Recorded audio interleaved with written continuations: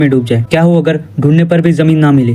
क्या हो अगर तुम्हें लिवायथन्स घेर ले? हाँ, यही चीज होने वाली है इस मांगा में। सो बिना टाइम गवाए चलिए शुरू करते हैं। तो स्टार्टिंग में हमें बताया जाता है कि पानी का लेवल बढ़ने से एक एक करके सारे कंट्रीज, सारे देश डूब गए। बहुत लोग इस प्रोसेस में मारे गए और पॉपुलेशन बहुत ही ज़्यादा कम हो गई।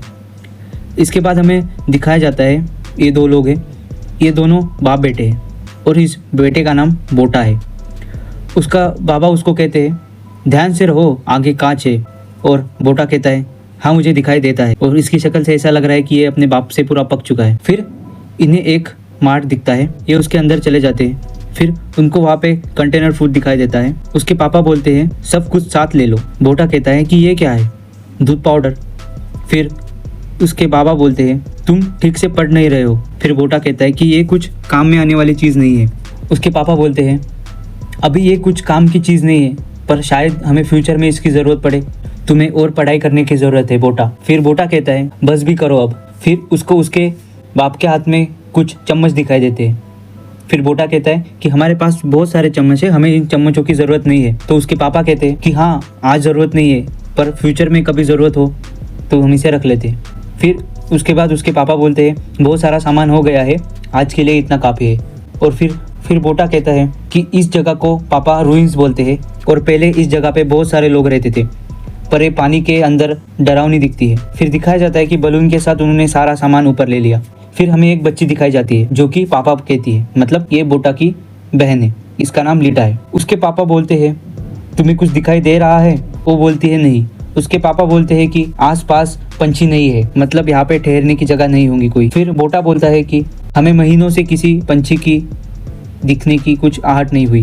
क्या आपको लगता है कि हमारे सिवा भी कोई जिंदा होगा? उसकी बहन बोलती है कि सब स्वर्ग चले गए हैं हमारी मम्मी जैसे, मतलब हमें ये मालूम होता है कि इनकी मम्मी अभी इस दुनिया में नहीं है।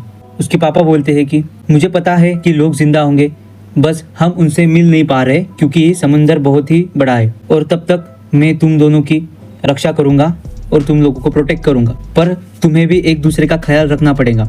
और वो दोनों हम बोलते हैं। फिर हमें बताया जाता है कि सबकी ड्यूटी सेट है इस बोट पे। पापा शिकार करने और बोट को ठीक करने का काम करते हैं। मैं मतलब बोटा, मैं खाने का पीने का ध्यान रखता हूँ और लीटा कपड़े साफ करने का और साफ सफाई करने का काम करती है। और पापा रूइंस को एक्सप्लोर करने का काम भी करते हैं। पिछले कुछ सालों से मुझे भी हंटिंग करने का मौका मिला है और अभी मैं रूइंस में जाकर भी आया हूँ। ऐसे ही हम ज़रूरत की चीज़ें समंदर से ले लेते हैं। फिर बोटा कहता है कि हमें समुंदर से जो नई नई चीज़ें लाते हैं उनको एक्सप्लोर करना बहुत ही अच्छा लगता है। फिर हमें दिखाया जाता है कि सूरज ढल रहा है। उस टाइम बोटा हमको कहता है कि ये one of the tough time है हमारे लिए। पापा हमें अंदर जाने को बोलते हैं और इस टाइम पे हमें डर बहुत लगता है। फिर बोटा बोलता है हमारा खाना वहीं पर है। उसके पापा बोलते हैं कि अंदर जाओ बोटा। फिर हमें बोट के अंदर का सीन दिखाया जाता है। वहाँ पे उसकी छोटी बहन बोलती है क्या मैं इस फिश को हक कर लूँ? पापा और बोटा उसको करते हैं। फिर उसके बाद हमें दिखाया जाता है ये पैनल। फिर एक चीज उनके जहाज को बहुत जोर से टक्कर मारती है। बोटा कहता है मुझे बहुत डर लग रहा है, यहाँ से चले जाओ बस। उसके पापा बोलते हैं सब ठीक हो जाएगा, वो बस चेक कर रहे हैं कि कुछ है कि नहीं इस बोट पे। बोटा कहता है कि हमें इस टाइम पे डैड बहुत ज्यादा प्रोटेक्ट करते हैं, हमें किधर जाने नहीं देते, हमें पास रखते हैं जब तक वो चीजें चली ना जाए। और ये सब बोटा को अच्छा लगता है। उसकी बहन सो जाती है। बोटा पूछता है उसके पापा से कि आप पहले जहाँ रहते थे वहाँ भी ऐसे ही मॉन्स्टर थे क्या? उसके पापा बोलते थे हाँ थे, मगर वो पानी के अंदर ही रहते थे, पर हमारे पास हार्पोनिस्ट थे। बोटा पूछता है क्या है ये हार्पोनिस्ट? फिर उसके पापा बोलते हार्पोनिस्ट योद्धा है जो अपने शहर की रक्षा करते हैं इन जानवरों से। उसके पापा बोलते हैं मैं भी उनमें से ही एक हूँ, ये निशान हार्पोनिस्ट है। बोटा बोलता है ये 6 डॉट्स क्यों बने हैं यहाँ पे? उनके पापा बोलते हैं ये डॉट्स नहीं, ये स्टार है।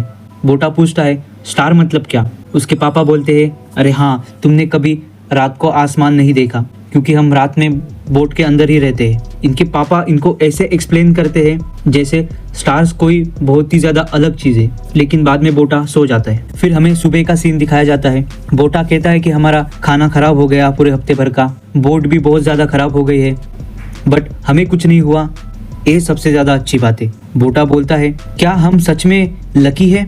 हमारी बोट की हालत देखो कितनी बर्बाद हो चुकी है। बोटा कहता है वो हमें कह रहे हैं कि हमारे इलाके से चले जाओ, हमें छोड़ के चले जाओ। उनके पापा कहते हैं नहीं, इसका मतलब ये है कि अभी मुझे कुछ हफ्तों के लिए इस बोट की मरम्मत करनी पड़ेगी और शायद हमारे पास का सामान भी खत्म हो जाए। तो फिर बोटा कहता है क्या मैं रुइंस जाऊँ? आप रिपेयर में बिजी होंगे तो मैं सामान लेकर आता हूँ।